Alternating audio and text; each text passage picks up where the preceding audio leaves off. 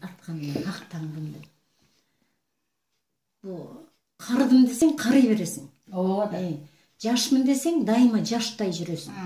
Анан мен көп жаш подружкаларым бар да. Анан өзүмдүн курбуларым уже сен эле карбай койдуң ай.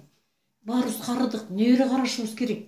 Үйдө отурушубуз керек. Сен эле селпектеп эле ары бери эле баса бересиң дейт да. Эриңди башкарып алгансың дейт. Мен айтам, андай эмес. Мен үйдө эрим мага мен үчүн өтө урматтуу, мен ага өтө сыймыктанамын. Бирок карыдым деп айткым келбейт деген ырды жараткан да. Карыдым деп айткым келбейт бирөөгө, уурдаса да жаштыгымды мезгилим.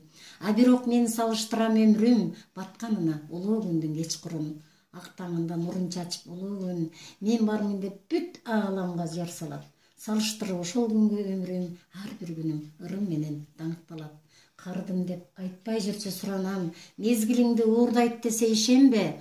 Агырыкча суктана көр дайыма, тээ чыгыштан атканына ак таңдын. Биздин өмүрүбүз күн сыяктуу экен да. Батканы менен эртең атат экен. Ал биздин балдарыбыз экен, улуучуларыбыз. А мен карыдым, мен өлөм деп ойлош керек да.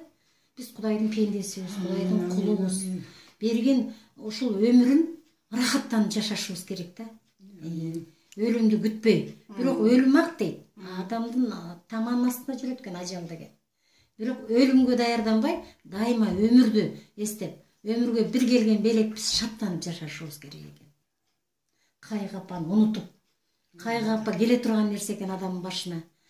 Бирок кайгы апаны унута албай, ошонун жүрөгүңдө кармай берсең, кат-кат дат болуп, сени оору кылат. Сени элге жек көрсөтөт, элден алыстап каласың жалгыздап.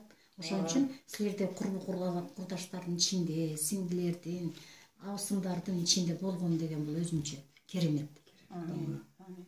Жаман менен өмүр бою болгончо жакшы менен бир чай кайнам болгон жакшы деп айтышат го элде. Омар Хайям демесин.